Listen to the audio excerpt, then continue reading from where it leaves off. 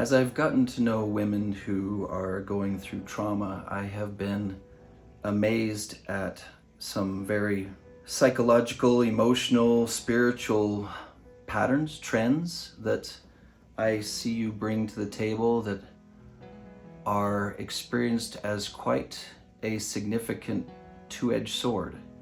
I am asked by women, which way should I be thinking? And of the two options, it appears that the healthiest approach is both are important and necessary. What I'm referring to is the one side of the brain and the experience of resignation. This is where you're at, this is what's going on, it is this bad, you need to look at reality.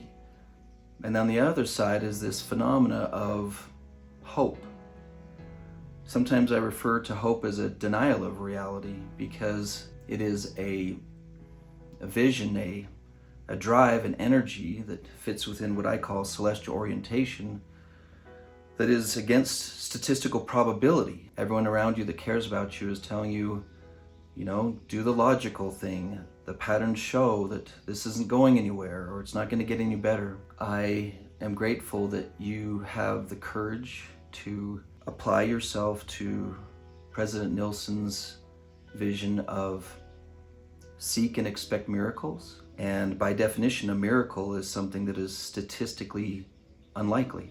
In a GPS system, the device needs two pieces of information in order to function. It needs to have an idea of where we're going, where are you trying to get to, and it needs to know where are we, where are you now, and then it has to bounce back and forth between those two pieces of information in order to inform you as a driver of where to go next, what are your next steps. It's really important that you know where you want to go. Another President Nilsson quote is, begin with the end in mind. So if you put begin with the end in mind in conjunction with seek and expect miracles, then it's okay to revisit and re-envision a miracle. And then we have to look at where we are. Where are you now?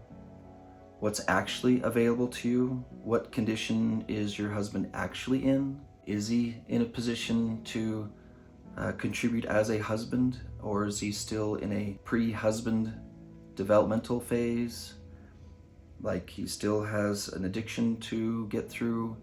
He still needs to learn how to understand what a greenhouse is, and so that he's conscientiously building a greenhouse that is aware of what we sometimes refer to as boundaries, which I refer to as the elements of a healthy and thriving growth environment for you that involves the presiding, providing, and protecting features where his head is in the game. Before you can know what to do next, you do need both. You need to know what your dream is, what your vision, what your end in mind, the miracle you have in mind, and then you need to know where you actually are. And the tug of war between the two can be very agonizing.